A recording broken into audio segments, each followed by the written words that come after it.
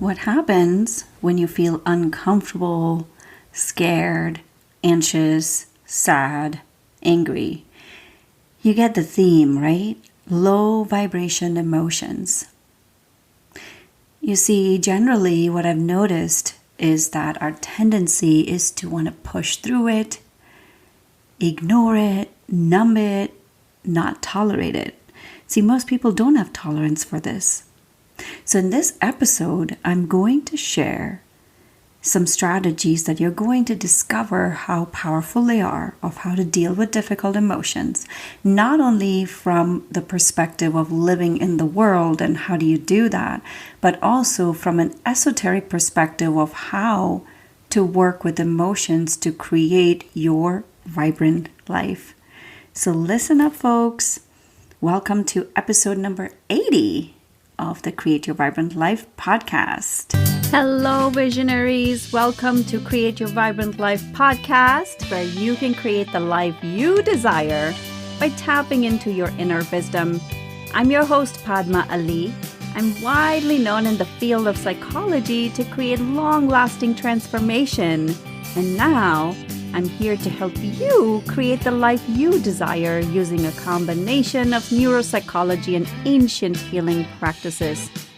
This podcast is for you, evolved, overachieving leader who's ready to unlock your highest potential. I'm here to guide you through a process of self-discovery to be the creator of your destiny.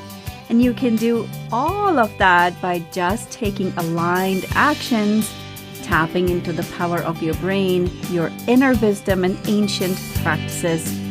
So stay tuned, folks. I am so delighted you are here. Hello, visionaries. How are you all today? Today is all about emotions. You know, some of you may already know that my background is in psychotherapy. I was a holistic psychotherapist for many, many years. And I learned how to work with emotions during that time. And I also learned things about emotions that I no longer believe in. I often thought that if you feel a certain way, the only way to work through that would be through validation, like validating your feelings or if I'm talking to someone, validating their feelings. Yes, validation is important. But over time, as I worked with emotions, what I've also noticed is that emotions are addictive, meaning especially those low vibration emotions like anxiety, sadness, and unless there's a chemical imbalance, which I'm not going to go into, I'm just talking about the things that we get caught up in: overwhelm, angry, sad. These are habitual. Emotions are addictive. And so when there's addictiveness, emotions become a habit, right? Those whatever we're addicted to eventually becomes a habit, and that's what happens. And secondly, what I've also discovered, and I help my clients discover this too, that emotions are a choice. We have a choice to shift emotions, and that's what you're going to discover in this episode of how to work with emotions on a very practical level, and also how to use emotions on an esoteric level to actually create the life you want. So throughout this episode, what I'm going to invite you to do is take notes, really see what resonates for you, and take notes of that, because that is what will help you work with emotions when you feel them. The first place I want to start with is that emotions are normal. Emotions are part of living. Emotions can also be your superpower. Especially, if you've followed me for any length of time, I love human design. And for some people, they have their inner authority is emotions. Emotions are like a compass. It shows you when something feels right and when something doesn't. But what happens is that when we feel uncomfortable emotions like anxiety, sadness, overwhelm, right? Any of those emotions that are uncomfortable to us, the tendency and you may notice this in your own life, is to want to run away from it, is to want to ignore it, is to want to numb it. We want to disconnect from it because it does not feel good. So, my first takeaway for you is to allow yourself to feel it. Have you ever played that game Whack-A-Mole? When you hit something, it goes down and then it pops back up somewhere else. That's exactly what happens when you don't deal with emotions, when you don't deal with something, because emotions are telling you something is not feeling right. Now, I'm going to teach you in this episode how to work with the emotions without giving into it, meaning the validation, oh, poor me, I'm feeling this way, and to not go down that slippery slope, and also to not numb it. There's a beautiful balance between the two, and that's the place I'm going to invite you to land. And that place is to allow yourself to feel it, drop into it. Right in this moment, think about something in your life that is making you uncomfortable. Anything, whatever that is. Maybe it's a relationship struggle. Maybe it is something that's happening in your life. Something, whatever it is. And it's not feeling good. Maybe you're feeling anxious. Maybe you're feeling overwhelmed. Allow yourself to drop into it. Feel it in your body. Notice it shows up in your body, doesn't it?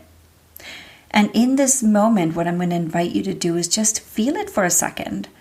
And I have a whole technique that I lead my clients through to really process that emotions from a deeper level, because anything that you're feeling triggered by right now has its roots in the past. That's why you feel it so strongly. And I'll go over examples and things like that as we go further in this episode. But the first place to start from is to allow yourself to feel it. I used to go the other way. I used to really feel it. Not only that, I'm also an empath. So not only do I used to feel my own feelings, I used to feel other people's feelings. And then I'm like, what the heck happened here? Why do I feel like I've been hit by a train? And so it's a fine balance. Now I have tools that I use for my own self to work with this. And if you're listening to my podcast, you're probably on the intuitive side. You're probably an empath as well, because those are the people who get attracted to my stuff. And so when you feel something, again, ask yourself, is this mine or is this someone else's? Feeling it in your body is the first place to start, and acknowledging it, saying, oh yeah, okay, I'm feeling anxious right now. Okay, I'm feeling overwhelmed right now. What would happen if I didn't distract myself? What would happen if I just sat with it, just felt into it and see, what is this about? What is this emotion trying to tell me in this moment? What if I listen to it carefully? If you're worried about something, right, and it shows up in your body, ask yourself, what is this worry really about? And if you take it one further step down, and I usually invite my clients to write down these things, because then you have clarity about, oh, I'm getting into fear. I'm getting into worry about the future that hasn't happened. Then you can reframe it, work with it, move away from it, and shift it. Okay, so that's your first takeaway for you. Allow yourself to feel it and ask questions, almost like an observer. Ask, what is this really about? And if you notice, it's not about what you're thinking. It's about something deeper. And it's usually rooted in the past. And this is where, so this brings us to the next place, which is anytime we feel emotions like that, it is our reptilian brain trying to protect us. The reptilian brain's job is to prevent any dangerous stuff from happening, dangerous in quotes. the reptilian brain doesn't know the difference between real and imagined. For it, it's like you feel this way, you felt this in the past, you felt this when you were 5 years old, when Susie didn't want to play with you anymore, and you felt really, really sad and rejected. And then today, like you're talking to somebody and they are not responding to you in the way you want them to respond to, it brings you back to that memory of Susie not wanting to play with you. Unconsciously, you might not even know you're feeling those things. So your brain goes, oh no, this is not the right place I want to be. So let me protect you. Let's go numb ourselves. Let's go distract ourselves. Let's get all caught up in it, and let's find ways to get out of it and do all the coping mechanisms that you might have employed for a long time. It is just your brain's way of protecting you. So when you can recognize that, then again, it brings this gap between what you're feeling and what is really happening. And it allows you to then choose, like, I don't have to choose. I am not 5 years old anymore. But you'll only know that when you allow yourself to trace it to what's really happening. Why am I feeling this way? What's really coming up for me? Are you with me so far? It makes sense, doesn't it? So the next part of this that I want to bring to your attention, and this is very, very, very important, and that is behind every emotion, there is a thought. Every emotion, there's a thought behind it. Think about it for a second. You are cooking dinner, you're in a happy mood, you're just enjoying listening to music, and you're doing that. And as you're cooking something, you have a break for a few minutes, and you pick up your phone and you check your emails or you check your text messages. And there's a text or an email from someone, and they're upset with you about something. What happens to your mood? It quickly shifts, doesn't it? Either you get angry or you're like ashamed or whatever feeling that comes up. Nothing changed between you cooking your dinner 5 minutes ago to right now checking your email. Nothing has changed other than your thoughts. So behind every emotion, there is a thought. So your second takeaway now, or the third, I have no idea, I can't keep track of that. Your takeaway here is, what are the thoughts behind this emotion? And are these thoughts serving me or not? Because, again, thoughts are just interpretations. You could be reading that email or that text message, and you could be interpreting that in a way that is not feeling good to you. There's so much, everything is an interpretation. Everything is. And we can make up tons of stories. Oh, she said this because blah, blah, blah. That's an interpretation. At the end of the day, we don't know what someone intended to or said. And even if they did, do you want to take that on? That's a choice, is it not? And this is where you can come back down to, do I want to feel this way or not? No. Okay, do I like the way I'm thinking about this? No, it makes me feel even worse. So can I shift my thoughts? Right? So let's see. Let me give you a concrete example. Something recently happened in one of my close relationships where I was misunderstood. I said something, but that was misunderstood in a different way, and it came back to me in a way that was, the other person got upset about it. Whatever, right? And for a minute, and these people this person is very important to me. Very important to me. And so, and for a second I was like, oh my goodness, I messed up. Right? I went to that place of like, I screwed up. And then I took a step back and I felt all these sense of like, feeling bad about it, feeling anxious that I messed up this relationship. And I went down to the dark place of like, oh my God, like this person's not going to want to be my friend anymore, right?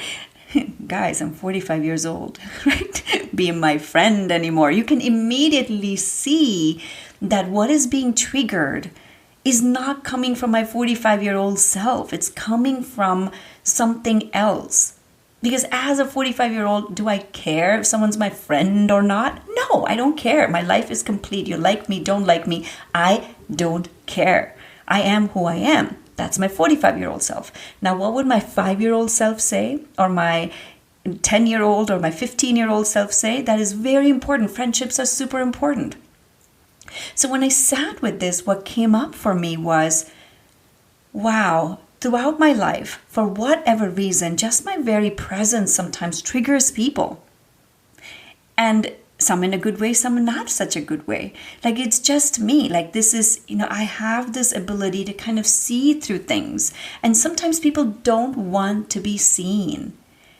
And that triggers them, right? And then it would create misunderstanding from and at that point, I didn't have any understanding of it. I was 5 or 10 or 15, right? I've lost a lot of relationships in my life because I was misunderstood, in parentheses, in quotes, not parentheses, quotes. And even recently it happened, 5 years ago or a few years ago, one of my closest friends, there was a misunderstanding. And she accused me of something that I didn't do, and that was the end of the relationship. And it has left, I'm going to use this word again, in quotes, trauma in my life, right? And so I'm in guard of I have to be careful with what I say, but that doesn't allow me to be me. So again, I'm sharing this because this is an opportunity for you to go inwards and see what is getting triggered. So when I had this when I stepped back and realized that this is what was being triggered for me, I could then say, you know what? It's okay. I'm going to be okay no matter what. And it's not my job to go and change how someone thinks or feels about me. And if this is how this relationship, if this is where it needs to go, this is where it needs to go. It is all okay. It's a learning experience. I'm sharing this because anytime something happens in my life, anytime, the first place I go to is what is being reflected back to me about me. The universe is always reflecting. It's telling you, it's showing you, it's reflecting back. What are my thoughts? What is being reflected back? And somewhere, because this person is important to me, I wanted to make sure that I didn't mess up, again in quotes, right? I didn't mess up. And so, what was the universe reflecting back? Oh, look, you're putting that thought out. Let me show you. And so it was an opportunity for me to say, I don't want the stories anymore. Those are not stories that serve me, that I will be misunderstood or people won't like me. Those stories don't serve me anymore. So I am going to drop them. Okay? So I'm inviting you to step back and look at what is the universe reflecting back to me. What is my reality being reflected back to me? Then the second piece is, what do I need to learn from this situation? And usually there's a learning. And here, what I was being taught is to trust myself and to be me. That was the biggest learning from me from this situation. Again, thoughts create emotions. Behind every emotion is a thought. I'm going to invite you to keep looking at that. Here's the other piece that came up for me as I was planning this episode. Anytime I'm complaining about something, I'm miscreating in my life. And I want you to make a note of this anytime. So again, complaining is thoughts, right? Like you have some thoughts, you're getting triggered, you have those thoughts. But anytime those thoughts come, you're miscreating in your life. I'll give you, this is, as a parent, if you are a parent, you will really hear this. You will see value in this. So I have 2 children, and one is my 4-year-old and my 7-year-old. Now my 4-year-old, when I take a step back, she's a lot like me. And what happens when someone is a lot like you? You guessed right, you butt heads, right? She's just 4, but she's very strong-willed and very, very, very, she's very independent. She reminds me of me from when I was a child, and which was kind of subdued as I started to grow up, because no one could handle that at that time and age. And now I have different, obviously, I know, I can see that. So I'm always working on balancing, allowing her to have her free spirit and not crushing it. And also figuring out a way how to help live in our household. You can hear the chuckle, right? Like it's like a lost cause. She's very strong-willed.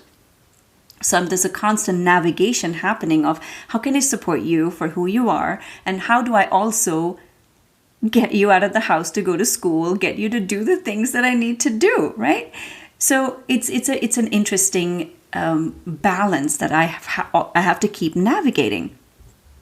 But the other day I was finding myself complaining about her, and the words I were using, I was like, wow, look at that narrative you have about her. I was also observing. So when I'm speaking, I'm observing myself, right? And my observation of the narratives I was having about her were not positive.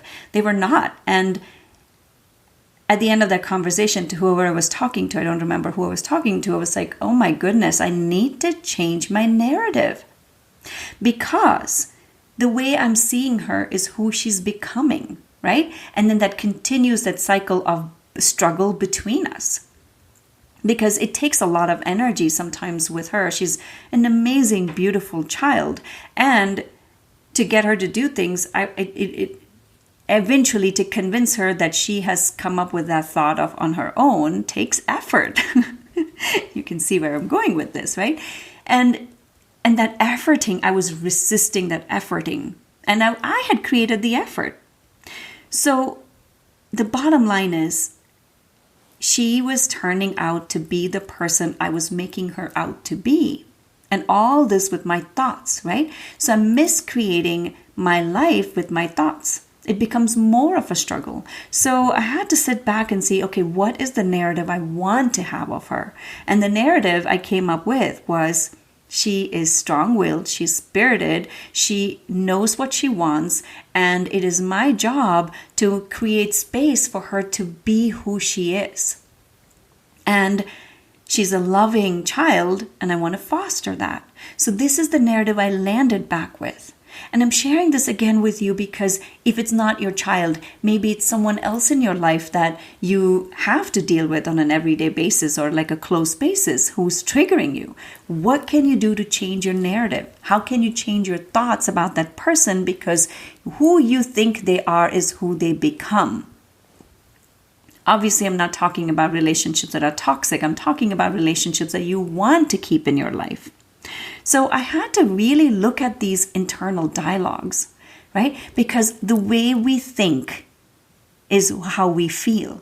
Behind every emotion is a thought. So what thoughts do you want to have?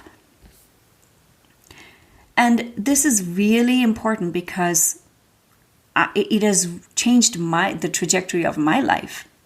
And it's given me more freedom. And this is something I help my clients discover too. Like when you work with your emotions, it creates more freedom in your life. So how are we doing so far? I'm throwing a lot of information at you about emotions, but emotions, I love emotions at this point. I love emotions. Coming from someone who lived most of my life with anxiety. Till I cannot tell you, till my late 20s to even early 30s, I struggled with anxiety. And I thought, this is just who I was. And there's nothing I could do. I just had to manage it. Till now, where I don't feel anxious. And when it comes up, I'm like, oh, something is not feeling right. What can I do? And how can I work with it? So it doesn't mean it doesn't come up, but I know what to do. And I now feel more free. And only because I worked with that. And this is the pieces I want to leave with you. Emotions are a choice. Till I learned that, I kept choosing anxiety as my way of responding to situations. emotions are a choice because emotions are addictive. Anxiety is addictive because it makes me feel safe. Like if I plan, what is anxiety? It's like, oh my God, something's going to go wrong. Something's going to go wrong. How do I plan for it? How do I control it? Right? And so when you continue to do that, what happens? We're choosing anxiety over and over again. And when I discovered for myself, like I'm choosing anxiety, I could shift it. And I also worked with it energetically because a lot of these emotions have roots in past experiences, past impressions from a long time ago. I remember being anxious. And so I had to go down into the roots to clear that. And this is something, again, I do with my clients. I help clear it from the roots and using techniques which I teach them too that they can do for themselves. The next piece of, I can't even keep track of what number this is of takeaways for you. I hope you are keeping track of it because I don't remember the number it is. Whatever the number it is. The next piece of takeaway of how to manage emotions is to lean into the discomfort.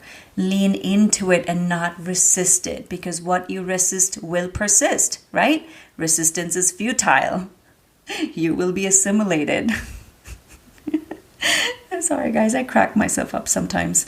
As you can tell, I'm a big sci-fi fan. I love Star Trek. And if you don't know what I'm talking about, this is the Borg. Resistance is futile. You will be assimilated. Oh, geez. Okay, I better stop that. Can you tell that I don't plan any of these episodes? Can you tell that I just have an outline and then I just keep talking? All right. Back to center. Back to center. Lean into the discomfort. Drop the resistance, because anytime we resist, it creates a barrier between what you are doing and what you want to do. Okay, so lean into it, feel into it, don't give into it, don't follow it and get trapped in the rabbit hole of the emotion. Observe it, work with it, and release it. That's what I mean by leaning into the discomfort. And the last piece is working with it on an energetic level. Oh, okay, this is where I mentioned energetically how you can work with emotions to create what you want. So when we feel, so say you want something, and then you have doubts about, oh, how is this going to happen? Is this going to happen for me? That is creating doubt, right? And then the doubt creates anxiety. Oh, will this happen? Oh my goodness, like it's going to, what if it doesn't work out, right? What are you doing in this process? You have a desire, which is like telling to the universe, this is what I want. This is where I'm going esoteric on you guys, okay? Because I can't not combine. I tell this to my clients all the time, as above, so below. Like if you're working with it on the below, like in the 3D plane, you have to also deal with it from an esoteric level, from higher up. And if you're only dealing with it on a spiritual level, unless you bring it back into the 3D, you can't create what you want. So when you have a desire, you have a desire. And then when you have a doubt about that desire being fulfilled, you're miscreating, because you're sending a signal saying like, oh, I don't believe this is going to happen. It creates resistance. And we want to drop the resistance. So again, if you're doing it, don't beat yourself up. Just let it go and just say, okay, I'm noticing a negative thought. I'm noticing a miscreating thought. And so I'm not even going to complete that thought, erase the thought, come back to your desire. You know, in a lot of the spiritual books, they'll say, see the world how you want to see it, not the way it is. And a lot of times I've had this question asked, like, aren't you, what is the word? Ignoring the reality or something. Isn't that an illusion is what I've been asked. But I'm like, if the world you see the way you see it right now doesn't make you feel good, why do you want to torture yourself? See the way you want the world to be, because everything is created with your thoughts. So keep your attention on what you want and not what you don't want, because wherever we place our attention is what expands. So again, bringing it back. The way to create what you want is to keep your attention on what you desire, which means you're focusing on how you feel. When you have a desire of something you truly want, see how that feels, right? It feels joyful, it feels exciting, it feels amazing. So lean into those emotions rather than what if it doesn't happen, or those doubts. See how that feels. So leaning into the emotions and leaning into what you desire. I'll give you another example of what's happening in my current life. As you know, if you've been following me for any length of time, we just recently did a cross-country move and we're living in a tiny Airbnb till we find our permanent home. And this tiny Airbnb is, let me put it this way, it's not even close to my standard of living. What do I mean by that? It feels very dirty no matter how much I clean it. It's Sedona, so finding a rental here is a real pain, and it's a very short-lived time because I know we're going to find our home very soon. So we can't move, or I was choosing not to move. It's not that we can't, we're choosing not to move, and it doesn't feel good to me. And I was noticing again the complaining, oh, it does not feel good, Where's my attention? This is how I talk to myself, guys. Like anything I'm teaching you, I do the work on myself. I am no different than you are. You and I are on the same path.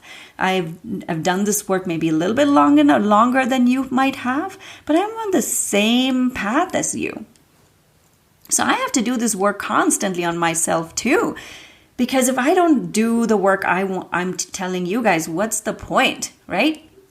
So noticing that, noticing how much of complaining I was doing, oh, this feels filthy, I don't like it, I don't want to be here, I feel squeezed, the energy, and I feel energy a lot, and the energy in this place is not up to how I want it to be. And yet, this is where amazing things are happening in my life, which I will share at some point. But amazing, between my what's happening professionally and personally, amazing openings are happening in this place where I'm not the most comfortable.